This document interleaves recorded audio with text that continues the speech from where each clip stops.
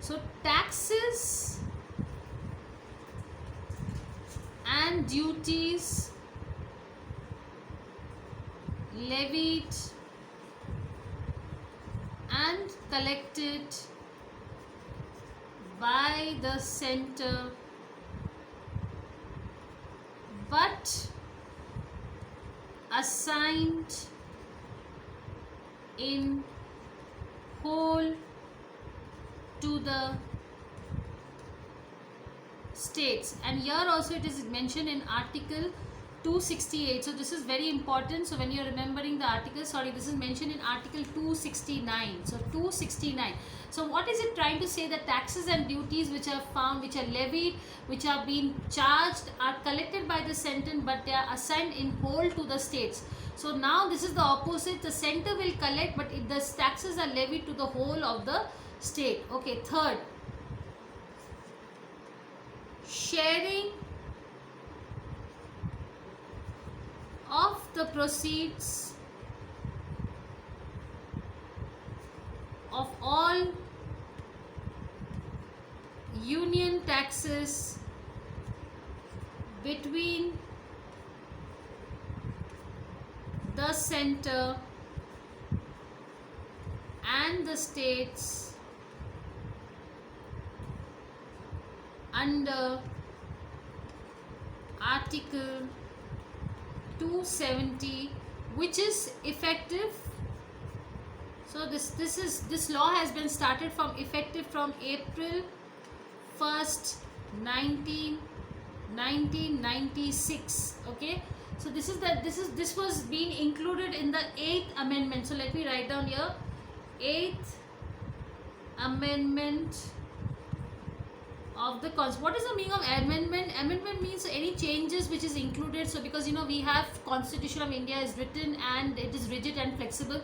So it is written and verbal. So if you want to change, you can change time and time, and that is called as the amendment. So this was also being included in the 8th amendment of the Constitution, and so it became like, as I said also, and this came under the article of 270, that that mandatory sharing of income tax should be done under the article 270. Okay, now let me wrap the next one. Let us go with the fourth one, working. Okay, so the fourth one is statutory. So statutory means the compulsory things, okay, which is very, very important. So statutory grants in aid, you remember this as it is because it will come in the exams this way only. So you have to remember statutory. You don't have any replacement for that. So statutory grants in aid of the revenue of states, which is also mentioned in article 275. So statutory grants and aid. So now in case if there is an exclusive statutory grant, that it's a mandatory grant, that this much of amount of aid has to be given in the terms of revenue to the states, and this is mentioned in article 275. Okay, let's go with the next one. Grants for any public purpose, that is article 280. So suddenly if there is an emergency for public purpose, there also the Finance Commission can give it, and this is also been told in article 282. So yes, they will get the grants for any public purpose. So these are exclusive things which which for at the time of emergency or something, this is mentioned in articles various, like article 271 and article 282, where the Finance Commission will definitely give the grant to the states. The sixth one, loans. If you want loans, if states want loan, that also the Finance Commission will give. So loans for any public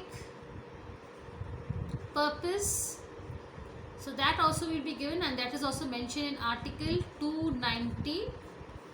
Okay, now in addition to them, there are certain things which will be enabled to transfer of resources from the center to the states, and which is a distinguishing feature in Indian Constitution also, and now I'll conclude this so that you can understand this better. So just let me wrap this.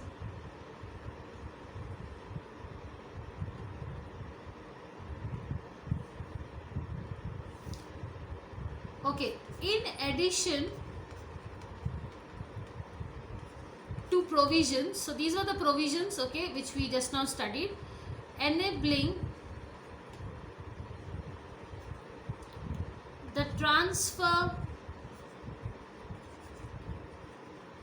of resources, okay, from the center to the states. A very important feature, so there is a very important feature, I'm writing down that, of the Indian Constitution is, okay, so it is that it provides, so let me write down this, it provides, and I'll put it in red marking, it provides for an institutional mechanism to facilitate such transfers. Okay, so whenever you want this, this is an important feature, I'm marking it here. Okay, so as I said, it's a very important feature in the constitution, that it provides for an institutional mechanism to facilitate such transfers. Okay, and this is also mentioned in article 280. Okay, so this the institution can be assigned, and that will also be chosen by the Finance Commission. So the institution assigned with such task under is mentioned in article 280. Okay, and the institution who will facilitate this is obviously the Finance Commission itself. Okay, and so let me write down here so that you don't forget this. So the institution assigned with such task under article 280 of the Constitution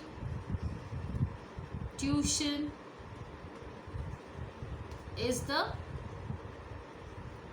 Finance Commission, which is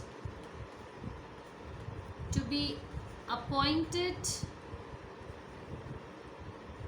at the expiration of every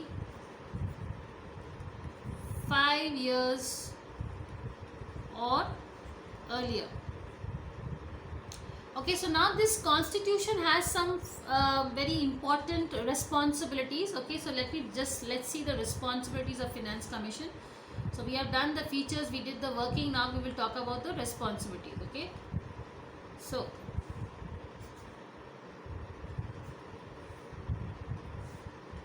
responsibilities of the Finance Commission. So there are certain responsibility which the Finance Commission has. Okay, and as I said, so I will write here under the Constitution. So Constitution is the one which is laying down all the rules and regulations for the Finance Commission. So that is why I am writing under the Constitution. The main responsibilities of the Finance Commission are, okay, the first thing which we will do is under the sides, as I said, yes, the equal distribution. So that is very important. So the distribution between the union and the states of the net.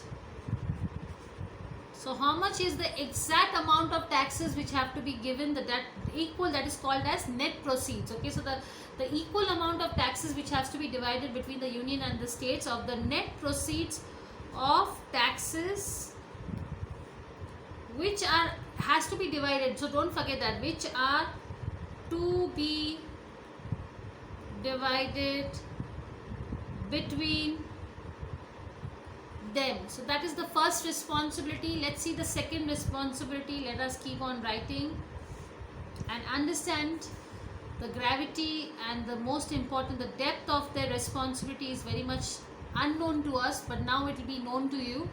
The second thing is, what is the share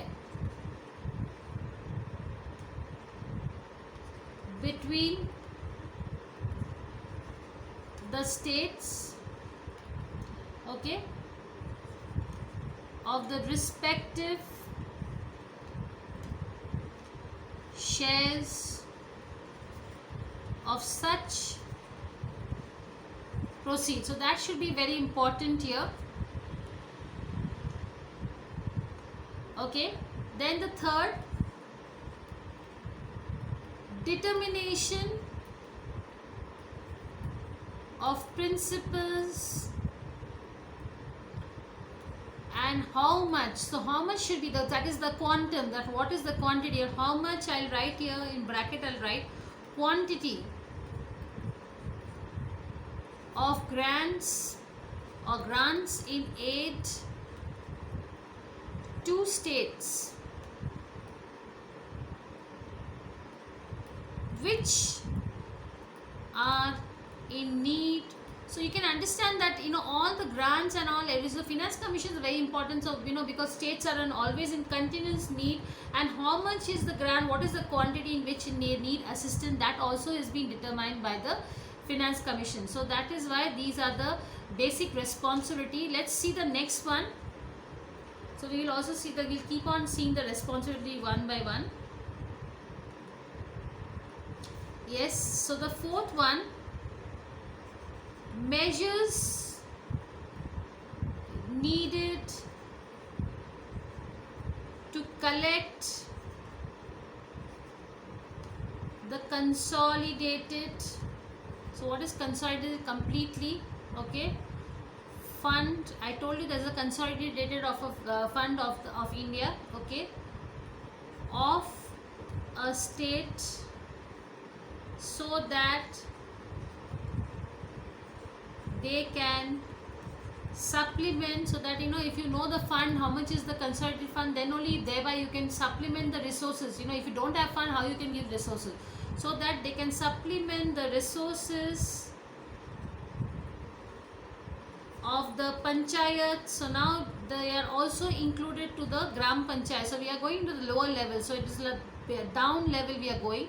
Panchayats, and how can we forget the districts also. So when we are talking about village, comes to panchayat, and when we are talking about districts, we talk about is municipality. So municipalities are also there. So municipalities in the state on the basis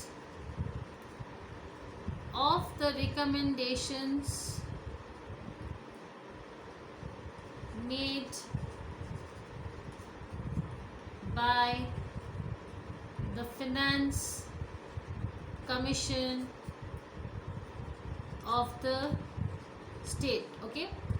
And apart from this, there was one last function which is also done. So as I said, measures need to collect the consolidated fund, okay, of a state, so that they can supplement and they can, you know, allocate the resources of the panchayats and municipalities in the state on the basis of recommendation, like who is first come first basis, okay, by the Finance Commission of the state. So that is also should be seen, that, you know, whose is more important is, so based on that they will, you know, levy, or they will, you know, distribute the resources according to the recommendation given by the Finance Commission. Okay, now there was a last function which was added later on. So this is also going to be asked as a question. So let me write it down here. I think it was the 6th or the 5th point. I'm not very sure. So the last function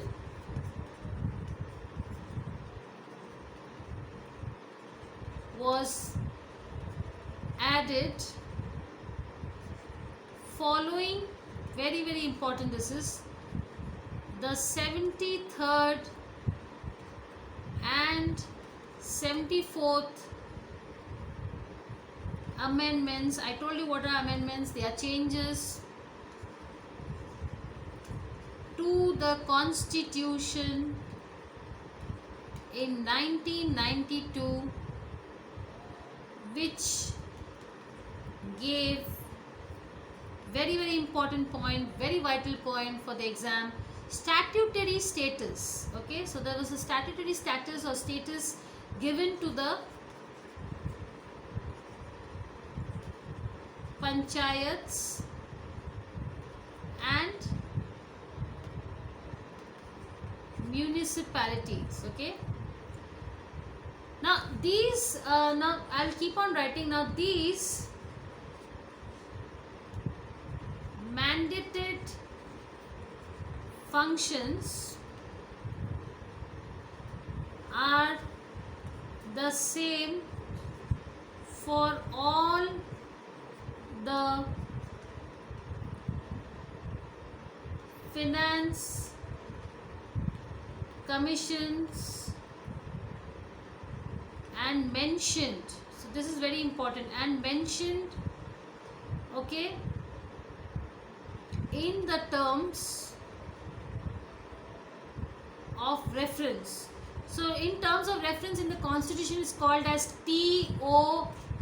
Okay, so you know, as I said, these are mandated functions. They are the same for all the finance commissions, okay, which are mentioned in terms of reference. Okay, so when you are seeing it also in the Constitution, it's mentioned that it is liable for everybody. Okay, now let me conclude here about the Finance Commission. To enable the Finance Commission to discharge its responsibilities in a very effective manner. So I'm writing down here, in an effective manner, the Constitution gives the finance, so this is a very vital point so that you remember, gives the Finance Commission with the power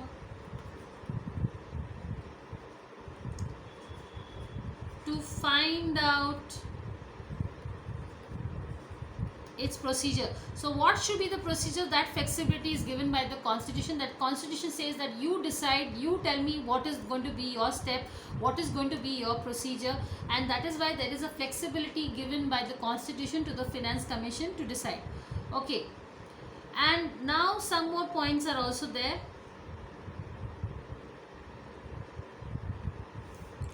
Under the Constitution, now this is very important. See, under the Constitution, the President, okay, so this is more of political science also involved. The President shall cause every recommendation made by the Finance Commission together with an explanation. So whenever they want, they'll have an explanation, okay, as to what action. So what action should be done? Should be laid before each house of parliament. Now you know very well that the parliament always discusses about money bills and all the finance. So whenever the president shall always cause for every recommendation. So suppose if there is a parliament discussion, before only the president will go to the finance commission and say that please give me a written explanation with action that which I can put forward to the Rajya Sabha and the Lok Sabha for discussion, and let them take this matter seriously, and then I'll get back to you. So every year or every parliament session, the president will ask the finance commission, do you want any recommendations which you want me to make, so that I can give it forth to the parliament. Okay. So now based on this, every time the finance commission has given reports to the president, duly at the time of the parliament session. So let me just write this so that you have an information how many recommendations has been given by the finance commission. So far 13 finance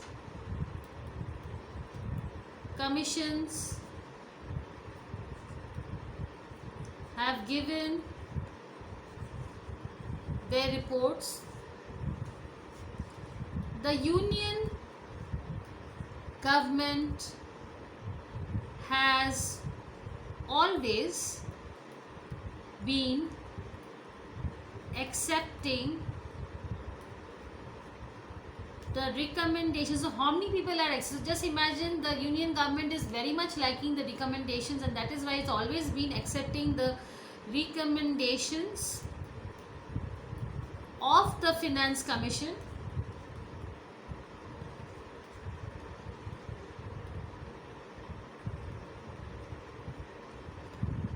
Accepting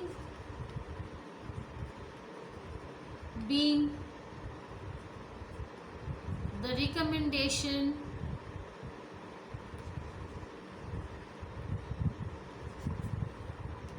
of the third commission. So if there is any third commission, that also they will recommend it, especially for grant of aids, okay, relating to plan grants. Okay, so what do you mean by this? Like so far 13 finance commissions have given their reports, and the union government has always been accepting, as I said, the recommendations of finance commission, accepting being the recommendation. So if there is a third commission, then only they will also take recommendation from the third commission. And especially this happens only very rare times when there is a plan sanction or something, the plan is there. So for that they need another recommendation from the third party, and that is the time that they take, apart from finance commission, they also take some recommendation from the third commission also. So that is also very important. Okay, so now as I said that we were all having a joint duty and responsibility of finance commission as a whole. So this was a centralized duties and responsibilities which we were talking about. But now we will talk about is the state finance commissions. Okay, so let us talk about because India has decentralized its finance commission, so it is not centralized. The finance commission has vested its powers to, and it has been divided, and it has divided its powers to the states also, so that there is a much smoother way of doing the functions. Okay, and that is why it is not centralized, it is decentralized. Okay, so let me wrap this and let us now talk about state finance commission.